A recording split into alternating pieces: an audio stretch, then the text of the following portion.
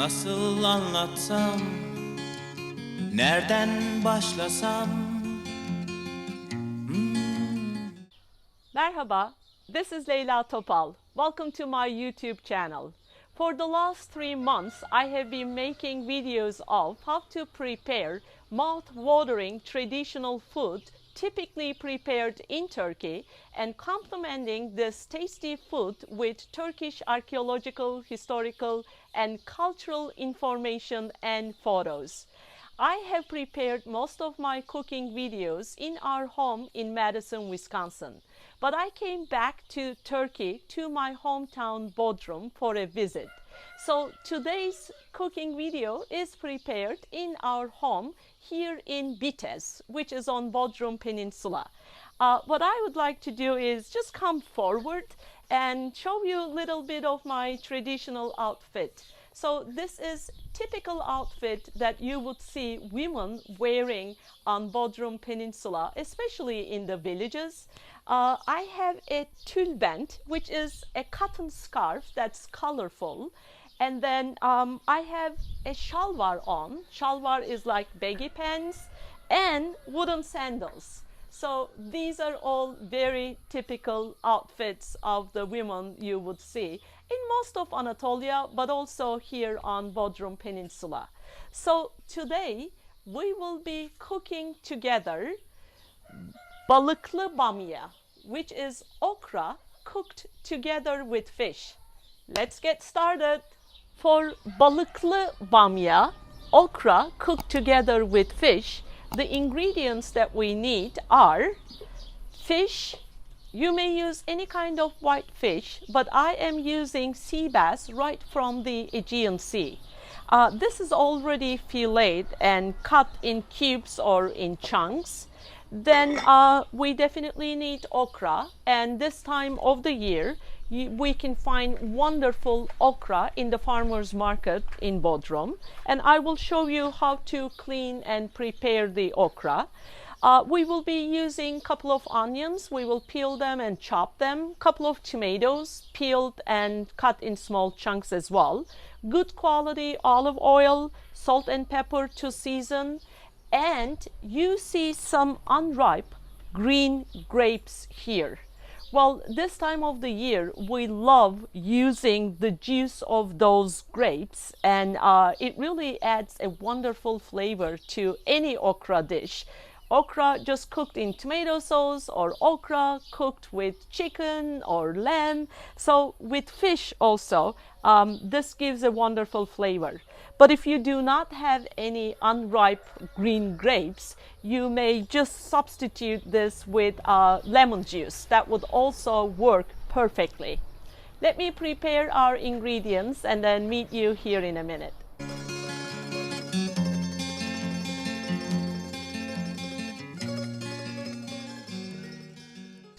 For the exact measurements, please check the descriptions underneath my video. So the first step is to prepare the fish. What I have is an open-proof dish here. And what I will do is I will just put my cubed fish into this tray. And then I will season it with some salt, pepper, and olive oil. Then I will put it to the side and start preparing my okra.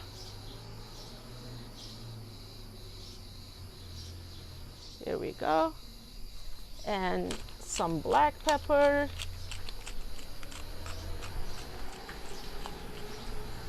And some olive oil on it.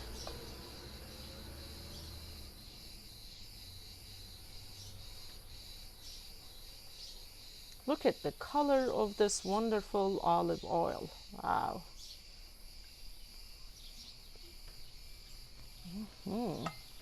Did you know that Turkey is the 4th largest olive oil producing country in the world? The population of Turkey is 78 million people, but the number of olive trees in Turkey is 86 million. I think that tells you a lot. I washed all of my okra and then cleaned most of it. I just left a few to the side so I can show you how to clean okra. The first step is when you are buying okra, try to buy nice fresh okra and do not buy the huge ones. Some of the okra, especially in the States, can be really big in size. So if you have the chance, try to choose the ones that are like maximum length of your finger, because anything that is smaller than that will be even more tastier than what you come up with at the end. So what you do is after you wash and clean your okra, you take a sharp knife and then you very lightly clean this light colored cap. So this is what it should look like. Let me just do another one. So very lightly you are cleaning the top. So sometimes people get discouraged from cooking okra because they think that okra is very slimy. Well, if you clean it the right way and if you cook it the right way, it is not going to be very slimy at all. I just sliced one okra into two to show you that it has a lot of seeds in it. So I do not slice my okra into two. This is trash. I just wanted to show it to you. Because if you slice it that way, or if you go too deep while you're cleaning your okra, then the end result might be slimy. So please avoid doing that. And okra is a wonderful vegetable. It is actually very rich in fibers and vitamin C, and it is also a great antioxidant. Now I would like to prepare the grape juice. So I have those green unripe grapes here. They are already washed. It's pretty simple procedure. What I will do is I will put like two chunks of grapes in there. With a pestle, I will crush them and then I will filter them with a sieve into this bowl. Then towards the end of my sautéing onions, okra, tomatoes and so on, I will be adding this grape juice into the pot. Crushing the grapes in a metal pot here.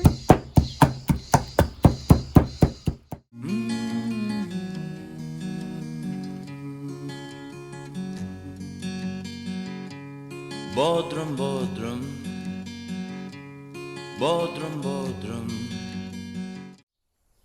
I am using a clay pot, a casserole actually, to prepare this dish. So I have some olive oil in the pot that I just heated, and I'm adding my chopped onions to it. And I will saute the onions for a few minutes before I add okra to it. Cooking okra with fish is something very typical that you would see only among the Turkish people that had to migrate from Crete. Crete is an island in the Aegean Sea. And after World War I, followed by the War of Independence, Republic of Turkey was established in 1923. Upon independence, the Greek and Turkish governments got together and they decided on something that is referred as exchange of populations. And this was done according to religious identity.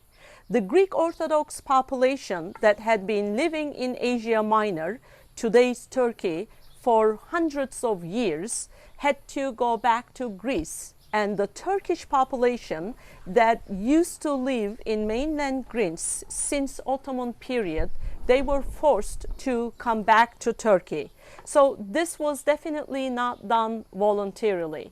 And it is actually a very painful and incredibly sad story for both parties involved.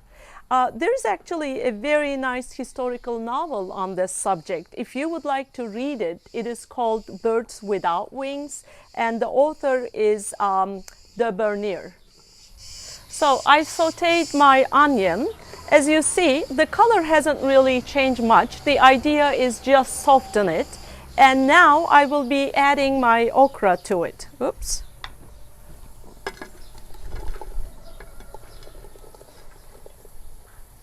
And I will saute the okra just for a few minutes together with onions. So I have been sauteing the okra together with onions for about 3 minutes so far. I don't really want to cook it because, you know, we will continue cooking it together with fish in the oven. So I'm just adding my chopped tomatoes, and then I will cook them together for another couple of minutes. Meanwhile, I don't know if you're aware of this, but the only museum of underwater archaeology in Turkey is in Bodrum. And it was closed to public for the last 3 years because they were doing some major restorations. And I heard that some of the exhibitions are open to public. So a couple of days ago, I went there together with my nephew because, as you can imagine, as a licensed tour guide, and as a local person, I was so curious about, you know, what kind of job they did and how the exhibitions were. It has not been fully completed yet, but we were able to shoot a couple of videos there together with my nephew.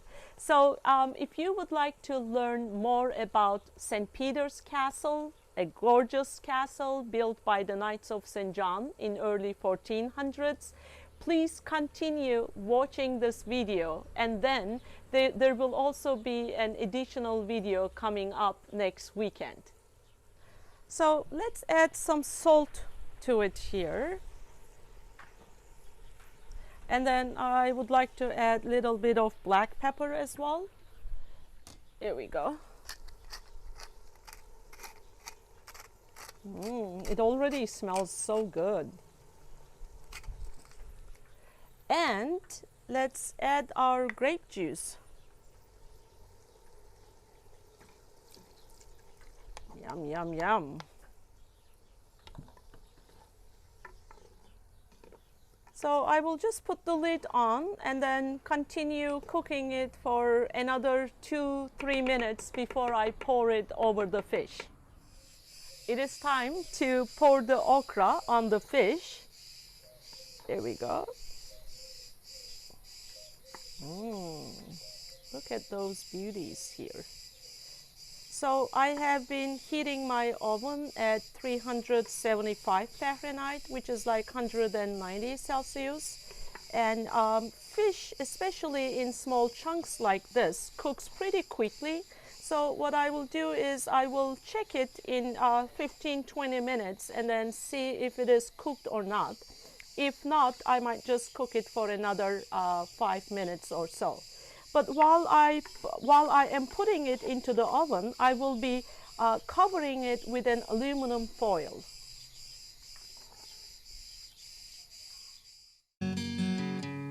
Bodrum, Bodrum, Bodrum, Bodrum. Our okra with fish is ready. After it started boiling in the oven, I increased the temperature to 390 Fahrenheit, and that's a little bit over 200 Celsius, and cooked it like that for about 10 minutes boiling. And it just cooled off a little bit, so I would like to try it and see how it tastes. So I will try to get some okra, fish, and a little bit of the tomato sauce as well. My mouth is getting watery.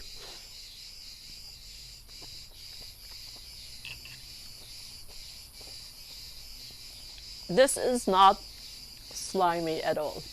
It is so fresh. Combination of fish and okra is just wonderful. So that lemony flavor, fresh tomatoes, good quality olive oil, they all add layers of flavor to this dish. And okras are not overcooked at all. They have a little bit of crunchiness to them. I would very highly recommend you to try this dish.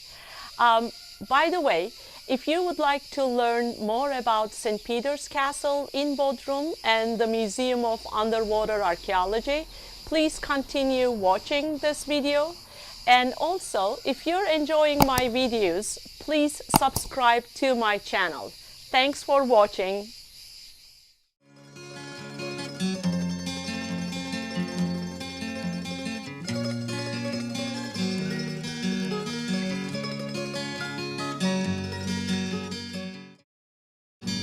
Nasıl anlatsam, nereden başlasam?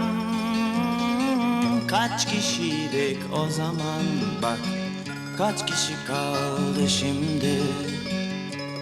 Bodrum, Bodrum. We are in St. Peter's Castle right now. St. Peter's Castle was built by the Knights of St. John. Knights of St. John came to ancient Halikarnassos in early 1400s, and they wanted to build a castle here, and they needed construction material. So what they did was they went to the mausoleum, one of the 7 wonders of ancient world, which was also located here in Halikarnassos. Because of the earthquakes, the mausoleum was already in ruins by the time the knights arrived in here. So they used the mausoleum as a quarry. All those gray colored stones that you see in the background here, they were all transported to the castle by the Knights of St. John. Altogether, they carried here about 60,000 pieces of those blocks. In addition to that, of course, a lot of gorgeous marble friezes. They, built their castle here, and they stationed here till about 1522, when the Ottoman Sultan Süleyman the Magnificent conquered this part of Anatolia. Knights of St. John were expelled from Halikarnassos, and then from here actually, they went to Malta. And they still continue as a first aid organization, both in UK and in Canada. So we are getting closer to the inner castle. Right here you can see the sea. Try to imagine the sea kind of filling out the space underneath this bridge here. So this area that is functioning as a cafeteria today was the west moat of the castle. And the bridge, this wooden bridge that we are walking on right now, was originally a drawbridge. So in times of danger, the Knights of St. John were just lifting up this bridge, and they were protecting themselves. And I just would like to show you the steps here inside the gate. So they would be going up those steps, and you can see 2 pieces of stones right above the door that have holes on them. So they had a kind of pulley system, and they just lifted that bridge, the drawbridge that we just walked on. When the Knights of St. John started building the castle, in a short period of time, they realized that they ran out of money. So that is actually when they decided to dedicate this castle to St. Peter. As you know, St. Peter holds the keys to heaven. So in Europe, they started selling tickets to heaven, and with the money that they collected, they completed the castle. And meanwhile, they changed the name of the town from Halikarnassos to Petrium, meaning the city of St. Peter. And the current name Bodrum actually is just like, when Turks arrived, they couldn't pronounce Petrium properly. Throughout the years, it turned to be Bodrum. Now, let me just show you the relief up on the wall. If you look all the way up, on the upper right-hand side, you can see St. Peter holding the keys to heaven in his hand. Right behind me, above the gate here, you can see a group of coat of arms. Altogether, there are 242 coat of arms in the castle. The word arms means weapon in Latin. And the way coat of arms originated was when, during the Crusaders, when all those knights from Europe went into Jerusalem area with the hot climate there, they realized that the heavy metal armor that they were wearing was way too difficult to fight in. So what they did was they started wearing textile uniforms, but in order to distinguish themselves from the Muslim fighters, they had crosses put on their textile uniforms. And that's how the first coat of arms originated.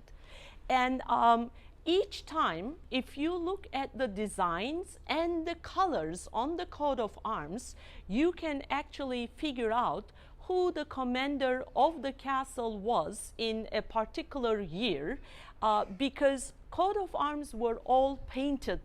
Today, we don't have the colors left on them anymore, but originally, if you knew different designs of coat of arms and the colors on them, if you were an expert on this, you could easily figure out who the commander of the castle was in that particular time period.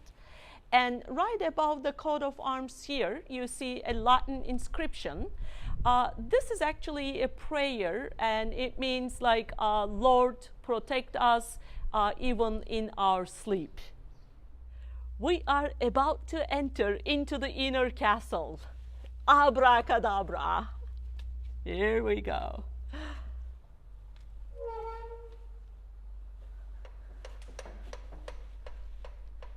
Biraz deniz, biraz uyku, bütün isteğim buydu. Bodrum, Bodrum, Bodrum, Bodrum.